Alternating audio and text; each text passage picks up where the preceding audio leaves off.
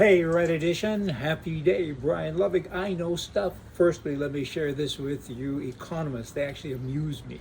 They really do. They talk a lot. Politicians, they amuse me as well. They too talk a lot. I'm not educated like an economist, nor am I stupid like a politician. My grade 8 knows a whole bunch of stuff. I just can't say it as professionally maybe as they do, but I gotta tell you the end result, my result is better, and so is yours. These people, they're leading us. Really? You're kidding me, right? They're going to lead us out of the wilderness? I don't think so. Socialists, they like to control the people, the economy, and events. Every event. That's what they like to do. They need big government to achieve the things that they want to achieve. And sometimes they don't even know what their agenda is because they ain't bright enough to figure it out. But the bigger the government gets, the more money that it has to have to operate, right? Raise taxes, but not too high, too fast, because the citizenry needs to be lulled to sleep, right? I got to tell you, borrow and print money. Do that as well. And go slow so you don't get them upset. And hit them every day with a 2x6. And every now and again, back up and use a 2x4 when you hit them. And then they will say, thank you, because you made me feel better, okay? It's a crippling combination, debt and everything else they've got going on, and soon citizens will have less money to invest and to buy goods with. Pretty basic stuff, because the government's taking it and wasting it. Businesses cannot afford to hire their countrymen, so they're forced to move manufacturing offshore in order to be competitive, and there's a long list of other things that are done to make sure that nothing gets done properly, nothing gets done right. Right? Have you got that? If you're not right, you're wrong. Pretty simple stuff. And I got to share this with you. It's a profound little statement. Some of us do it sometimes and we do it incorrectly. Think about this. You should never set yourself on fire to keep other people warm. Oh, I'm so profound. Okay then, the liberty and the prosperity of future generations depend on what you do today. Today. It's up to you and me. It really, truly is. We got to talk back to all of these crazy people, and we got to get the job done somehow, and it ain't easy. So what you do today is very important. If you like what's happening in your country, email your elected representative and tell them so. Tell them you love them, right? Have a love fest. But if you don't like what he's doing, tell them that too. They need praise. The odd one is doing a good thing. I can't think of any off the top of my head, but kind of maybe sort of, if you don't like what's happening in your country, email your representative and tell them constantly, wait, there's more. Tell everyone you know the same thing. Tell them what you did and what you want to do, and they'll do the same, because you know what? People power does work. It does. Sometimes it doesn't feel like it, but it does, and it can. But we got to get out and talk a whole bunch and talk and talk. Awareness is power, and nothing beats people power. If it doesn't work, just do it again. Demand, remind, do your job. Tell them to do their job. Oh, there, I got that off my chest. Now I got more. President Biden.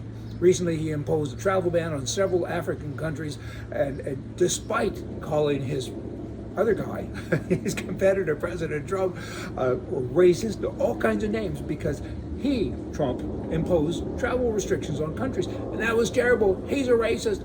Another airplane coming by.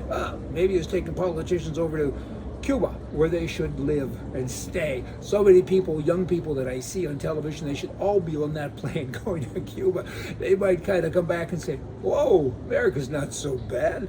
In any event, Biden, he says, we need to lead the way with science. This was a couple of years ago, not Donald Trump's record of fear-mongering and racist behavior. And they also referred to Trump's temporary ban on African countries as a disgrace. And of course, he's now doing it. Of course he is. Of course. Can't say that enough. That's their makeup. They're crazy people. About as sharp as marbles, but yet they're kind of smart in their own funny way, right? But if they ever do any good for us, I'll bark like a fox. I mean, it's just, you don't ever see it happening. Here's a guy who was recently caught for carjacking, and he was in jail and out on bail for carjacking. Prior to that, he was in jail for carjacking. His name is Burton. He's always been in jail for carjacking, so they always let him out, and guess what he does? He carjacks. Way back when, it was in the 1980s, I had a Learjet, and the economy was upside down. It was about 1984 or something like that. And anyway, my jet was parked. I had decided I wasn't going to fly it for a month. I had 2 pilots and full-time staff. I was rich for a while. It was kind of fun. And in any event, woke up one morning, pounded on the door, and here's the police, and my jet burned.